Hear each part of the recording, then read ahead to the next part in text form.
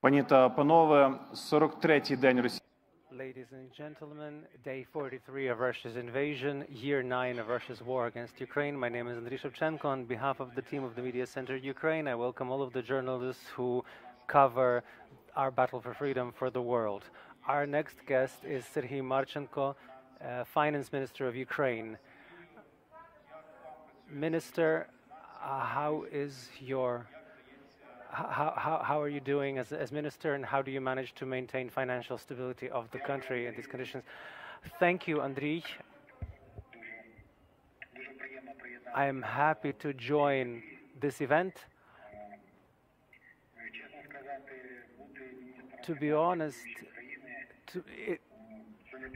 it's not easy to be a finance minister of a warring country, of a country at war.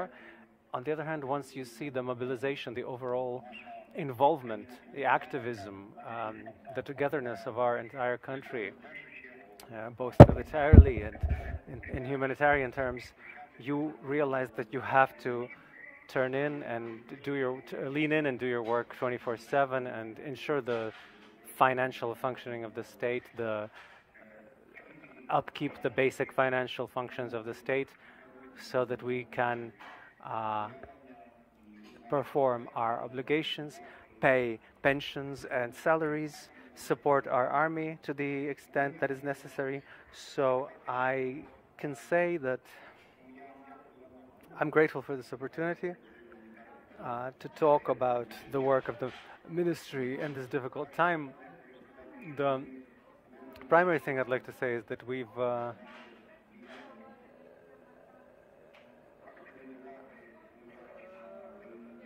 managed to activate our work very quickly in spite of the war. We are working in different parts of Ukraine. The tax office is working. Everything is working in a protected regime. We've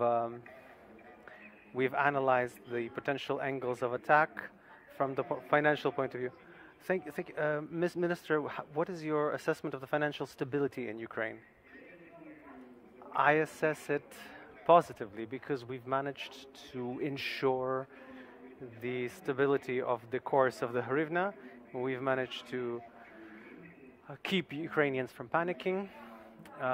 We see the kind of inflation that is controlled, and as far as the main payments in economics, they're on time or sometimes even ahead of time, like pensions. So we've managed to pay part of the pensions for April in March. Of course, this doesn't just happen. It doesn't mean that we have manna from heaven and we can just sit back and relax. We do have a downturn in terms of income, in terms of, and so we have to. We're working quite hard on the international level, international front. This is a main focus for us. About 80-90% of our time is spent in international negotiations with our partners. I can say a few words about this later because this is a key focus of our work. As far as losses, I'd like to say that every day of the war, the budget loses about 2 billion hryvnia. It's just so we understand the extent, the budget losses. This is to say nothing of the losses in the economy. There's different assessments. I'm inclined to trust the Ministry for Economy assessment, who say that based on the use of power, electricity, we can assess the losses in the economy. By that token, we have about 30% losses. As far as taxes, I'd say we see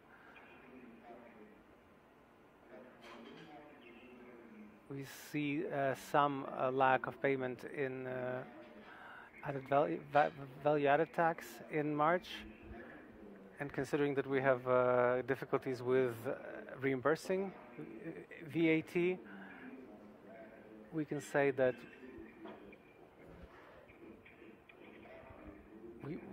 we have 30 to 40% of a loss. Of course, we have to correlate it with the indicators shown by the Ministry for Economics. As far as the pension payments or the pension tax, we see that the losses are about the social tax is 1.8 billion. So these aren't significant losses. This means that salaries are being paid even in the companies that are probably either cannot work, or are relocating, or are stalling. So, and this picture will probably change in April, because many companies we know are closing down. But again, we know that many companies have moved, have relocated to the territories where combat is not going on. And we hope, this by the way is my main message in recent time, is that by paying taxes, you are helping the army and you're helping Ukraine win the war. We call all the business people not to abuse this. If you have this opportunity, you have this opportunity created by the deputies.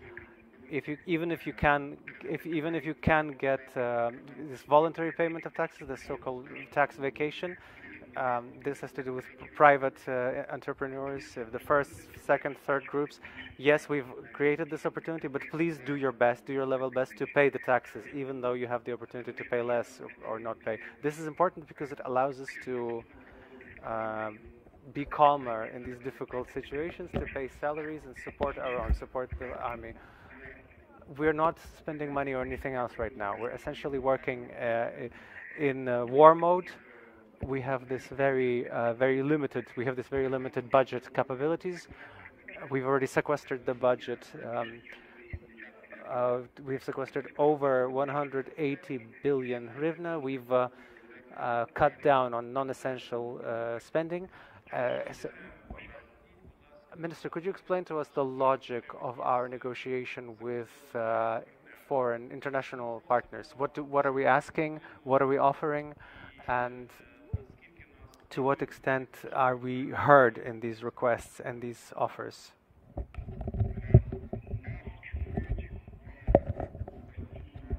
We are heard. We're constantly in dialogue, and our main negotiations are now in terms of the International Monetary Fund and the World Bank. We hope for a collective mechanism of supporting Ukraine. Of course, we're also doing bilateral talks, but for instance, the World Bank has created a trust fund into which various countries can put grants or credits to support Ukraine. The Ministry of, the International Monetary Fund is talking about creating an administrative account so that the countries that have had their rights of lending rights during the coronavirus crisis can grant them to Ukraine as a credit or as a grant.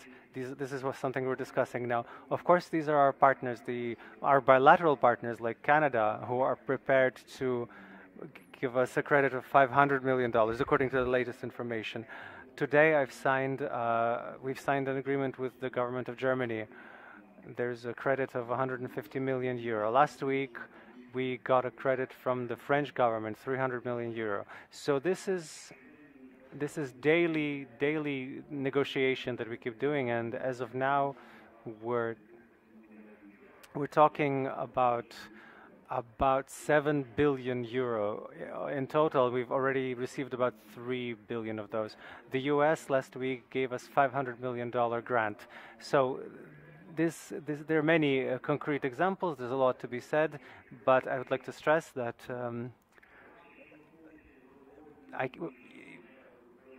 we can't say that we're fully satisfied and we've completely ensured the support,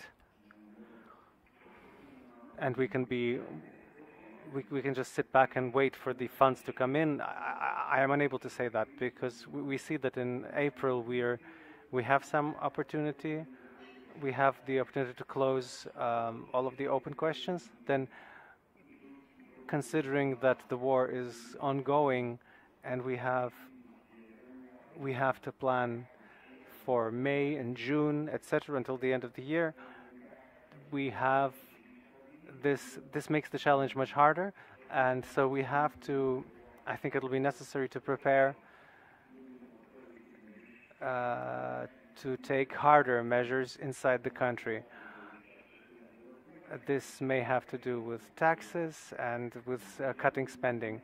So we will do our best to balance the budget as best we can, and considering what help we can get. To what extent are you satisfied with the level of economic sanctions against the Russian Federation, among others the financial sanctions financial sector? This is a difficult question because we're constantly working in the area of sanctions, where as far as the Ministry of Finance is concerned. For instance, the EBRD recently made the decision to suspend Russia's and Belarus's access to the resources of its bank. That's part of our work, part of the work of the government and the president, and many countries have supported us, including we voted.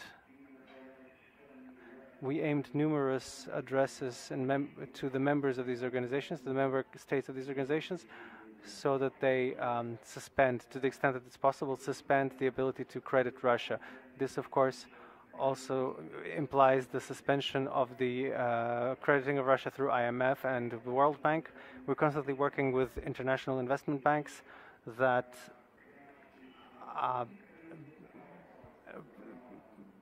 make these decisions. Like JP Morgan and other banks, they've already announced that they're suspending or stopping cooperating with Russia and other banks. We're also working with tobacco endowments, Philip Morris and American Tobacco and Japan Tobacco International, and these companies, some of them have already passed the decision to transfer their business away from the territory of the aggressor. However, if you ask me in general, are the sanctions enough? I think they're not. I think they're not sufficient, considering that we see how some of the countries that are hostile to us are helping the Russian Federation to go around, find ways around. This is confusing, but this also, of course, mobilizes us. We're looking for ways to block any opportunity for the Russian Federation to find ways around the sanctions. This is a matter of principle. We're working with Swiss banks, through which there has been the opportunity. We've had this information to find ways around sanctions. We're getting a lot of help in this from the United States and other countries. So this is a process that is constantly, we have to constantly control. We have to constantly strengthen these sanctions because, on the other hand, we do see similar steps about whenever we see sanctions, we see ways to go around them. This is like war, but at the sanction front. So the decisions that were made early in the game, unfortunately, they didn't bring about the collapse of the economy.